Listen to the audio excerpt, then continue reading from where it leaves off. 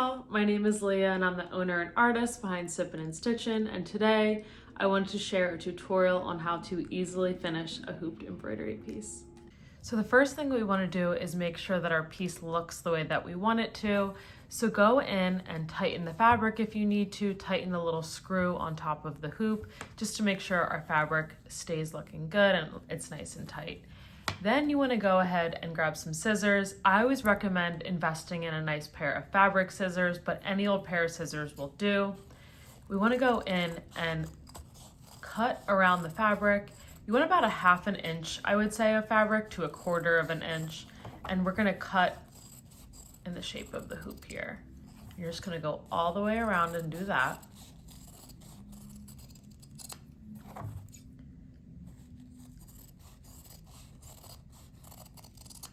Once we have our fabric cut, we're going to go ahead and turn it over. You can go ahead and also put in a piece of fabric if you want to kind of cover the back of the hoop. It can kind of look a little crazy back there. So again, you can put a piece of fabric in there if you want to. We're going to come in with a nice long piece of thread, and we do not tie a knot. Whatever thread you have lying around is perfect. The color won't be seen from the front. So like I said, any thread that you have left over is great. So we want to make sure that we come in and we have a longer piece of thread hanging on top here. So we're going to do what's called a running stitch around this extra part of the fabric here. So basically you're just going to go over and under with equal spacing in between each stitch. So when you're coming in with these running stitches, we don't want them to be teeny tiny because we're going to be here all day just trying to finish it. But we also don't want them too large because it won't pull the fabric nicely. Basically what we're doing is we're kind of creating a sort of drawstring to gather the fabric behind the hoop.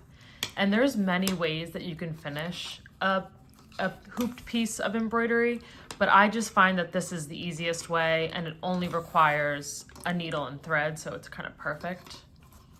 So we're going to go in and just continue that running stitch all the way around the hoop here. And I have a 4-inch piece here, so it's going to be nice and quick. But if you have a larger piece, just make sure your piece of thread is a bit longer just to kind of compensate for the larger hoop size. So as we get closer to where we started, we want to make sure that our thread ends up on the same side as where we started. So just something to think about as you're finishing it. Once you kind of get there, you can go ahead and pull your needle away. And then now we're going to go in and pull that thread. And like I said, we kind of created a drawstring, which is awesome. So after you kind of pulled your fabric nicely, we're going to go in and we're going to tie a couple of knots just to make sure that this is secure. So I like to tie 2 or 3. I think that's like a good amount. You can tie more if you feel like your hoop needs it. But again, 2 or 3 should be good. And then we're going to go in and make sure that knot stays nice and tight. We're going to tie a couple of those just so it's nice and secure. Do one more here. All right. And then we're going to go in with our scissors. We're going to cut any hanging thread off, and our piece is ready to hang.